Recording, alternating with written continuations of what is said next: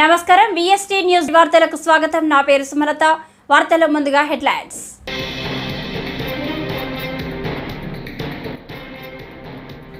AP మంత్రులకు శాఖల కేటాయింపు, డిప్యూటీ సీఎంగా పవన్ కళ్యాణ్.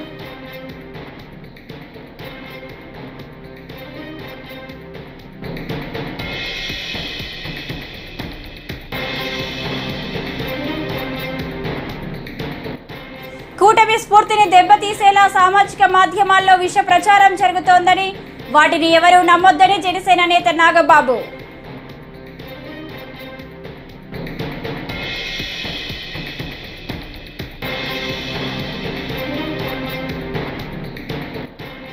ప్రతి ఇంట్లో కూడా మన ప్రభుత్వం చేసిన మంచి ఉందని, ఎట్టి పరిస్థితుల్లో మనలో ధైర్యం సన్నగిల్లకూడదని పేర్కొన్న జగన్మోహన్ రెడ్డి.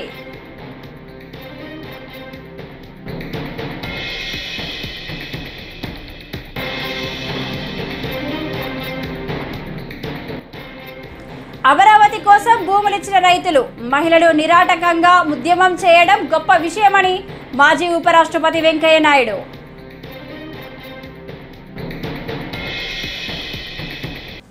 ఇక డీటెయిల్స్ చూస్తే, ఏపీలో కొత్తగా కొలువుదీరిన కూటమి మంత్రివర్గ సభ్యులకు శాఖలు కేటాయించారు. ముఖ్యమంత్రిగా చంద్రబాబు ఈ నెల 12న ప్రమాణ స్వీకారం చేయగా, మంత్రులుగా మరో 24 మంది ప్రమాణం చేశారు. నిన్ననే సీఎంగా పదవి బాధ్యతలు చేపట్టిన చంద్రబాబు వెంటనే మంత్రులకు శాఖల కేటాయింపుపై నిన్న అర్ధరాత్రి దాటాక కూడా కసరత్తులు చేశారు. ఈ మధ్యాహ్నానికి మంత్రులకు శాఖల కేటాయింపు ఓ కొలిక్కి వచ్చింది. సీఎం చంద్రబాబు సాధారణ పరిపాలన శాఖ, శాంతి భద్రతలు తన వద్దనే ఉంచుకున్నారు. జనసేనాని పవన్ కళ్యాణ్కు పంచాయతీరాజ్, పర్యావరణం, అడవులు, సైన్స్ అండ్ టెక్నాలజీ శాఖలు అప్పగించారు. మంగళగిరి శాసనసభ్యుడు నారా లోకేష్కు మానవ వనరులు, IT, electronics and communications, RGT శాఖలు అప్పగించారు.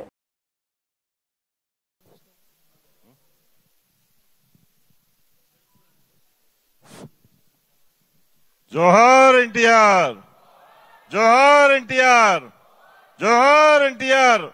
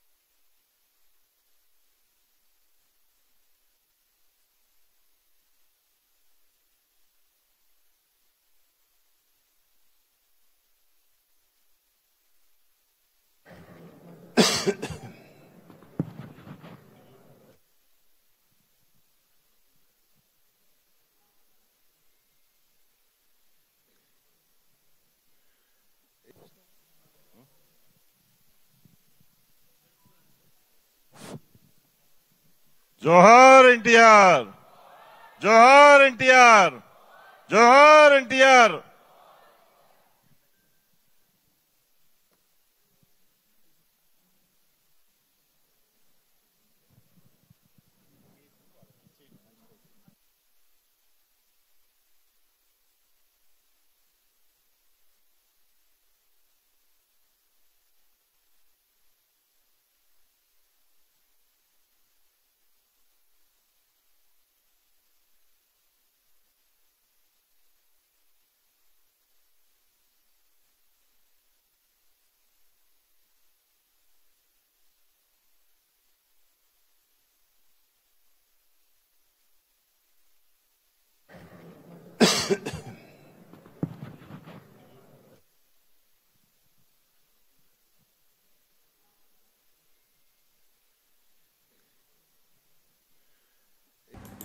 ప్రతి ఇంట్లో కూడా మన ప్రభుత్వం చేసిన మంచి ఉందని, ఎట్టి పరిస్థితుల్లో మనలో ధైర్యం సన్నగిల్లకూడదని వైఎస్ఆర్ కాంగ్రెస్ పార్టీ అధినేత వైఎస్ జగన్మోహన్ రెడ్డి పేర్కొన్నారు.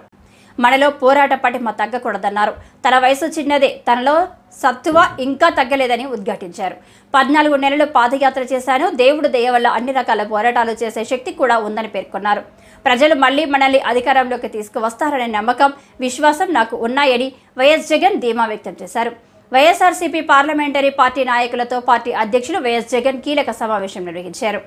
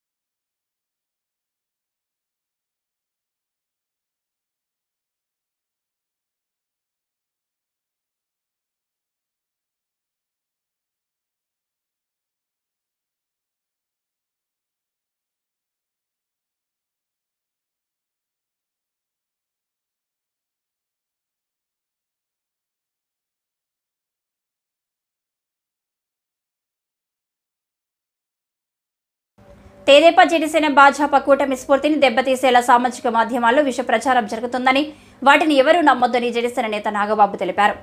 వైకాపా ప్రేరేపిత వ్యక్తులు కొంతమంది అసత్య వార్తలు రాస్తున్నారని ఆరోపించారు. ఇలాంటి విష ప్రచారాన్ని సహించబోమని కఠిన చర్యలు తీసుకుంటామని హెచ్చరించారు. కూటమికి చెందిన 3 పార్టీల అధినేతలు సమిష్టి నిర్మాణాత్మకమైన నిర్ణయాలతో ముందుకు వెళ్తారని తేల్చి చెప్పారు. అందరికీ నమస్కారం. ఈ మధ్యన అంటే గత 2 రోజులుగా అంటే నేను మీటింగ్ అయిన తర్వాత ఈ మీడియాలో అంటే ఎస్పెషల్లీ సోషల్ మీడియాలో కొన్ని విషపు సర్క్యులేషన్స్ ప్రచారం అవుతున్నాయి. అది చెప్పడం కూడా నాకు ఇష్టం లేదు. ఎవరైనా సరే అలాంటి విషపు సర్క్యులేషన్స్ కనుక ప్రచారంలో తీసుకొస్తే అది చాలా తప్పు. ఎందుకంటే అది జనసేన, బీజేపీ, టీడీపీ కూటమి యొక్క స్పిరిట్ కి అది చాలా తప్పుడు సంకేతాలు ఇస్తుంది. అది ఎవరు చేసినా సరే దయచేసి గుర్తుపెట్టుకోండి. అది ఎవరు చేసినా దాన్ని బ్యాక్ వెళ్లి సోర్స్ ఏంటో పట్టుకుని తగిన విధంగా మీకు బుద్ధి చెప్పాల్సి ఉంటుంది. ఇది చాలా కష్టపడి పవన్ కళ్యాణ్ గారు, చంద్రబాబు నాయుడు గారు, అటు పక్కన మోడీ గారు, ఇటు పక్కన పురంధరేశ్వరి గారు బీజేపీ నుంచి కష్టపడి తయారు చేసిన ఒక అద్భుతమైనటువంటి కూటమి. ఈ కూటమి స్పిరిట్ కి ఎవరైనా సరే ఎఫెక్ట్ అయ్యేలాగా రాతలు రాస్తే మాత్రం చాలా తీవ్రమైనటువంటి చర్యలు తీసుకోవాల్సి ఉంటుంది. దయచేసి కూటమికి సంబంధించిన పార్టీలకు సంబంధించినటువంటి అందరి కార్యకర్తలకు రిక్వెస్ట్ ఏంటంటే ఇలాంటి విషపు రాతల్ని దయచేసి ఎవరు నమ్మకండి. ఖచ్చితంగా ఒక మాట చెప్పగలను, ఇలాంటి రాతలు రాయించేది వైసీపీ ప్రేరేపితమైనటువంటి కొంతమంది వ్యక్తులు తోటి రాయించబడినటువంటిది. ఖచ్చితంగా ఈ సోర్స్ ఏంటో మేము కనుక్కోగలుగుతాం. ఎందుకంటే అప్పుడే దీని మీద ప్రోబ్ చేసి ఎవరు పట్టుకోవాల్సిన. ఏపీ రాజధాని అమరావతి కోసం భూములిచ్చిన రైతులు, మహిళలు 1631 రోజుల పాటు నిరాటకంగా ఉద్యమం చేయడం గొప్ప విషయమని మాజీ ఉపరాష్ట్రపతి వెంకయ్యనాయుడు పేర్కొన్నారు. ఎన్ని అడ్డంకులు, ఆటంకాలు ఎదురైనా అలుపు లేకుండా మహిళలు, రైతులు చేసిన ఈ ఉద్యమం చరిత్రలో నిలిచిపోతుందన్నారు. అమరావతే ఏపీ రాజధాని అని ముఖ్యమంత్రి చంద్రబాబు ప్రకటించడం సంతోషకరమన్నారు. రాష్ట్రానికి రాజధాని ఒకటే ఉండాలని వెంకయ్యనాయుడు స్పష్టం చేశారు. రాజకీయాల గురించి పెద్దగా మాట్లాడను, కానీ రాజకీయాల గురించి మాట్లాడను. ఎందుకంటే రాజకీయాలు లేను. రాజ్యాంగ పదవిలోకి వెళ్ళిన తర్వాత రాజకీయం పైన మాట్లాడడం వదిలేశాను. రాజకీయ పార్టీల గురించి ఇవాళ పేపర్లో ఉదయాన్నే ఒక వార్త చదివాను. పైనేమో మంచి రోజులు వచ్చాయి, 1631 రోజులు సుదీర్ఘ ఉద్యమానికి స్వస్తి.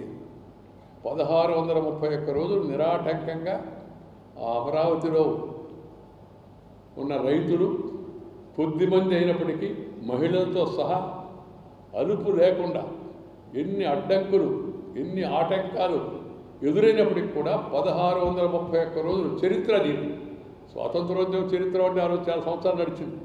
అది దేశానికి అంతా సంబంధించిన విషయం. ఇది రాజధానికి సంబంధించిన భూముల విషయంలో అక్కడున్న ప్రజలు పట్టుదలతో, మహిళలు అలాగే పురుషులు కూడా ఆ ఉద్యమాన్ని కొనసాగించి నిన్న ఎప్పుడైతే ముఖ్యమంత్రి గారు అమరావతే మన రాజధాని అని ప్రకటించిన తర్వాత ఉద్యమానికి నిన్న వాళ్ళు స్వస్తి పలికారు. మనందరం కూడా సంతోషంగా ఉంది. ఎందుకంటే రాజధాని ఒకటే ఉండాలా, రాజధానిని ఒక్క దగ్గర పెట్టాలా. పరిపాలన, చట్టసభ, ప్రభుత్వ పరిపాలన, అలాగే ఈ శాసన వ్యవస్థ ఇవన్నీ కూడా. తెలంగాణ మాజీ సీఎం కేసీఆర్ పై మెదక్ ఎంపీ రఘునందన్ రావు కీలక వ్యాఖ్యలు చేశారు. కేసీఆర్ పై ఈడీ కేసు నమోదు చేసిందని తెలిపారు. కేసీఆర్ కోసం ఈడీ అధికారులు వచ్చారన్న రఘునందన్, కేసీఆర్, హరీష్ రావు, వెంకట్రామిరెడ్డికి ముందుంది ముసళ్ల పండుగ అని వ్యాఖ్యానించారు. భారత ప్రజాస్వామ్యం డాక్టర్ బిఆర్ అంబేద్కర్ గారు చెప్పారు, 1,00,000 కోట్లున్న వెంకట్రామిరెడ్డి ఓటుకి ఎంత విలువ ఉంటుందో పొద్దుకి మాపడికి పోవలేని మా కార్యకర్తల ఓటు కూడా అంతే బలం ఉంది. కొద్దిసేపటి క్రితం ఈడీఓలు వచ్చిరట పాపం. దానికి నీకు ఇంకా తెలియదు, వెంకటరామరెడ్డి దగ్గర రాలేదు.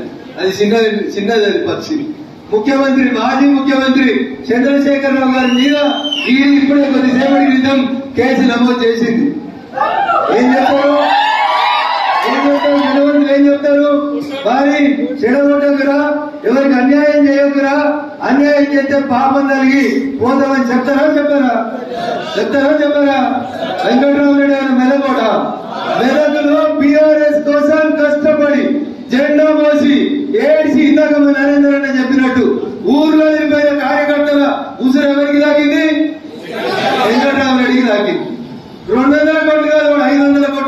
పోయినా వాడు ఎన్నికలలో గెలవడు.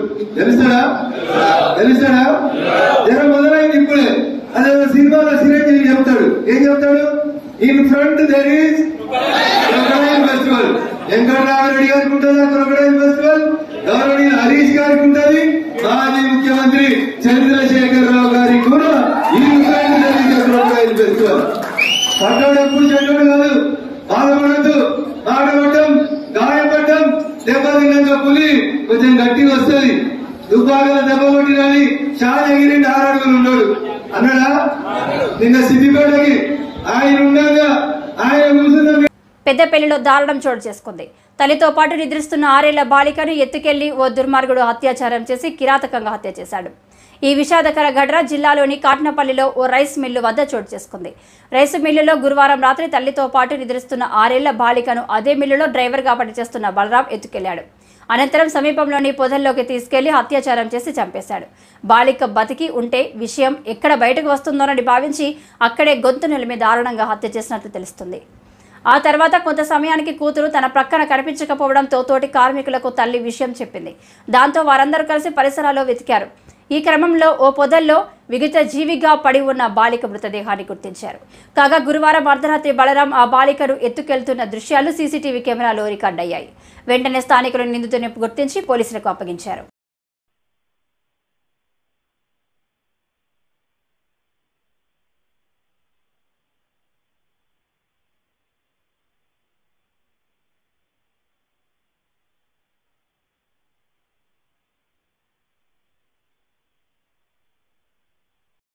తిరుమల శ్రీవారిని పలువురు రాజకీయ ప్రముఖులు దర్శించుకున్నారు.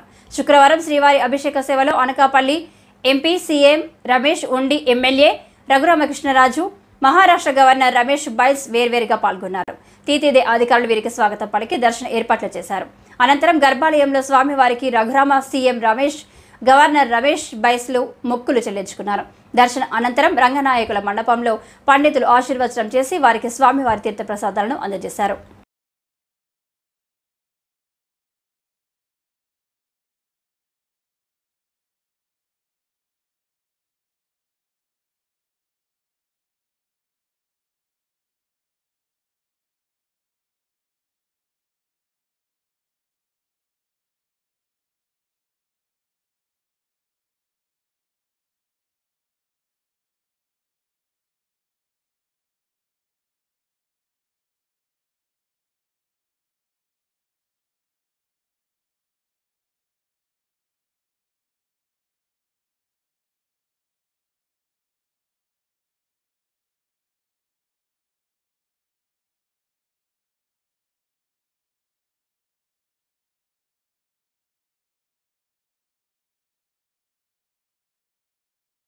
స్వామివారిని ప్రార్థించిన మేరకు నేను కోరుకున్న మొక్కు నెరవేరినందుకు అత్యద్భుతమైన విజయాన్ని చంద్రబాబు నాయుడు గారి నాయకత్వంలో కూటమికి ఇచ్చినందుకు, అలాగే నన్ను కూడా నా ఉండి నియోజకవర్గ ప్రజలు అత్యధిక మెజారిటీతో గెలిపించినందుకు నేను కోరుకున్న మొక్కు ప్రకారం స్వామివారికి కృతజ్ఞతలు తెలుపుకోవటానికి ఈరోజు ఇక్కడికి రావడం జరిగింది.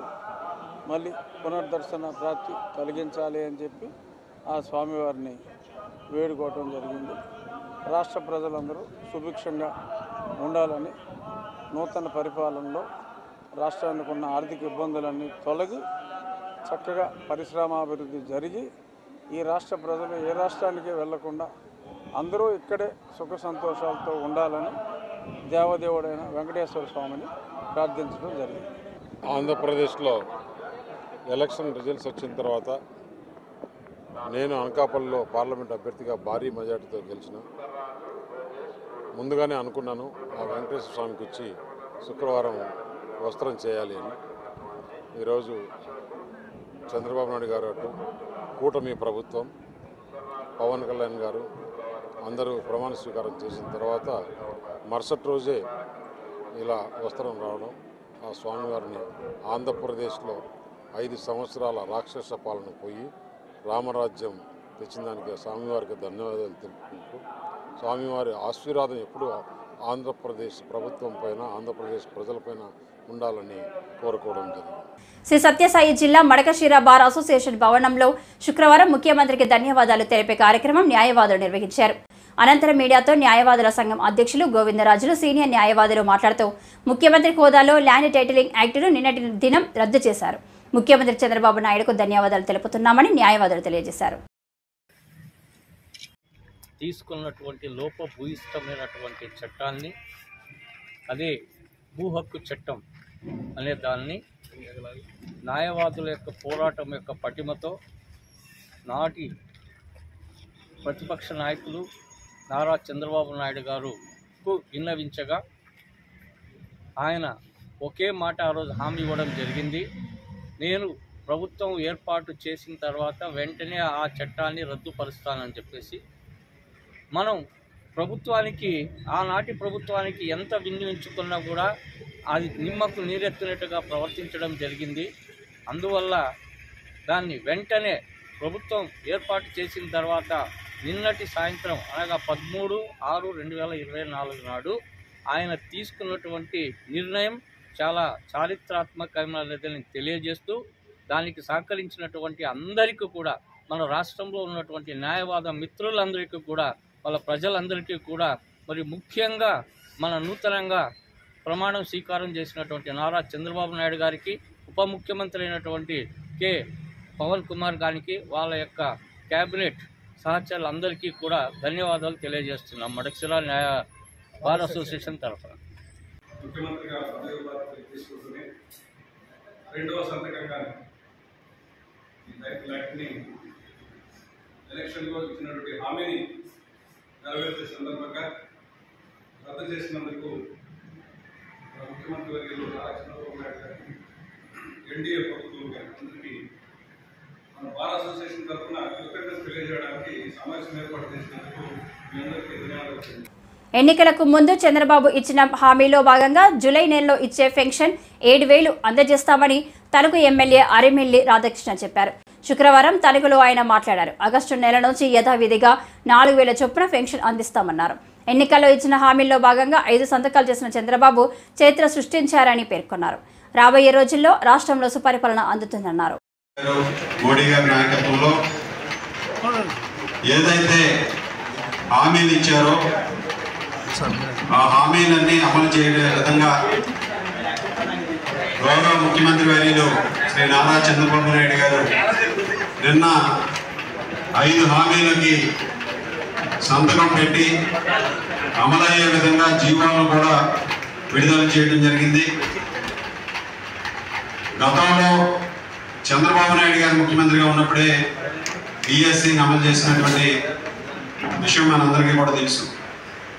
ఈరోజు మొట్టమొదటి సంతకం మెగా డిఎస్సి మీద కడతానని చెప్పి చంద్రబాబు నాయుడు గారు ఏదైతే హామీ ఇచ్చారో దానికి అనుగుణంగా ఈరోజు 16,000 టీచర్ ఉద్యోగాలు భర్తీ చేయడానికి మెగా డిఎస్సి నోటిఫికేషన్ ఇవ్వడం ఈరోజు ఒక చారిత్రాత్మకమైన నిర్ణయంగా ఈరోజు చెప్పవచ్చు. అలాగే పెన్షన్ని 3,000 రూపాయలు ఉన్నటువంటి పెన్షన్ని 4,000 రూపాయలు చేయడంతో పాటుగా దాన్ని ఏప్రిల్ నుంచి అమలు చేసే జీవోను కూడా ఈరోజు విడుదల చేయటం, ఎన్టీఆర్ భరోసా పేరుతో ఏప్రిల్, మే, జూన్ కలిపి జూలై నెలలో 7,000 రూపాయలు ఇవ్వడంతో పాటుగా ఆగస్టు నుంచి ప్రతి నెల 4,000 రూపాయలు, అదేవిధంగా వికలాంగులకు, దివ్యాంగులకు 6,000 రూపాయలు, అలాగే కిడ్నీ ఇటువంటి సమస్యలు ఉన్న వారికి 5,000 నుంచి 10,000 రూపాయలు చేయడం జరిగింది. ఈరోజు పెన్షన్ కూడా పెంచడం జరిగింది. దాంతోపాటుగా ఏదైతే ఈ దుర్మార్గపు వైఎస్ఆర్ కాంగ్రెస్ పార్టీ పరిపాలనలో పేద ప్రజలు కడుపు కొట్టే విధంగా అన్నా క్యాంటీన్లు మూసివేసిందో అన్నా క్యాంటీన్లు అన్నీ కూడా మరలా తెరిచి 5 రూపాయలకి 3 పూట్ల కూడా పేద ప్రజలు కడుపు నింపే విధంగా నిర్ణయం తీసుకోవడం జరిగింది. అలాగే ముఖ్యమంత్రి నారా చంద్రబాబు నాయుడు ప్రజలు మెచ్చే రీతిలో పాలనను శ్రీకారం చుట్టారని టీడీపీ నేతలు మక్కువ శ్రీధర్, గంట్యాడ శ్రీదేవి, చప్ప చంద్రశేఖర్, అట్టాడ లక్ష్మానాయుడు, కొండపల్లి భాస్కర్ నాయుడు అన్నారు. శుక్రవారం పార్టీ కార్యాలయంలో మాట్లాడుతూ ప్రజలకు ఇచ్చిన హామీలలో ప్రధానమైన 5 సంతకాలు చేసినందుకు ధన్యవాదాలు తెలియజేశారు. కార్యక్రమంలో టీడీపీ నాయకులు పాల్గొన్నారు. చేసిన పత్రికా సోదరులకి, అలాగే గౌరవ తెలుగుదేశం పార్టీ పెద్దలకి మరి ఇక్కడికి వారి సంతోషాన్ని వ్యక్తం చేయడానికి ఇక్కడికి వచ్చిన లబ్ధిదారులకి అందరికీ కూడా హృదయపూర్వక నమస్కారాలు తెలియజేసుకుంటూ మరి మీ అందరికీ తెలుసు ఈ ఎన్నికల తర్వాత కొత్తగా ప్రజాప్రభుత్వం ఏర్పడింది. మరి ప్రజల కోరిక మేరకు వారి ఆదేశాలు ఆశయాల మేరకు మొన్న 12వ తారీఖున విజయవాడలో గౌరవనీయులు నారా చంద్రబాబు నాయుడు గారి ముఖ్యమంత్రిగా మరొక 24 మంది మంత్రులతో కలిపి కొత్త మంత్రివర్గం కొత్త ప్రభుత్వం ఏర్పడ్డాయి. మరి ఈ సందర్భంగా మా గజపతినగరం శాసనసభ్యులు మా అందరి ప్రీతమ నాయకులు గౌరవనీయులు కొండపల్లి శ్రీనివాస్ గారికి ఆయన యొక్క నైపుణ్యతను గుర్తించి టికెట్ ఇవ్వడమే కాకుండా గెలిపించి ఇప్పుడు మంత్రివర్గంలో కూడా కొత్తగా చోటు కల్పించినందుకు గజపతినగరం ప్రజలు పెద్దలు తెలుగుదేశం పార్టీ తరఫున ముఖ్యమంత్రి గారికి, లోకేష్ గారికి, పార్టీ అధ్యక్షులు అచ్చెన్నాయుడు గారికి అందరికీ కూడా సహకరించిన జిల్లా పెద్దలు పూసపాటి అశోక్ గజరాజు గారికి అందరికీ కూడా హృదయపూర్వక నమస్కారాలు తెలియజేసుకుంటున్నాం. అయితే ఈ ప్రెస్ మీట్ తాలూకా ముఖ్య ఉద్దేశం ఏంటంటే ముఖ్యంగా నిన్న ముఖ్యమంత్రి గారు 5 ఫైళ్ళ మీద సంతకాలు చేశారు. అందులో మొదటిది మెగా డిఎస్సి 16,600 పైచిలకు పోస్టులు నోటిఫికేషన్ ఇస్తూ మరి ఉత్తర్వుల మీద సంతకాలు పెట్టారు. జగన్కు నిత్యావసర ధరలు పెంచడం తెలుసని రాష్ట్ర మంత్రి సవితమ్మ పేర్కొన్నారు. గురువారం అమరావతిలో ఆమె మీడియాతో మాట్లాడుతూ సీఎం చంద్రబాబు అన్న క్యాంటీన్లు మళ్లీ ప్రారంభించేందుకు 4వ సంతకం చేశారని తెలిపారు. యువతకు ఉపాధి కల్పించే ప్రక్రియలో భాగంగా స్కిల్ సెన్సస్ ఫైల్పై సీఎం చంద్రబాబు సంతకం చేశారన్నారు. క్యాంటీన్లు అన్నమో బ్రహ్మ అని చెప్పి ఈరోజు రాష్ట్రం అంతా విలవిల్లాడిపోతుంది.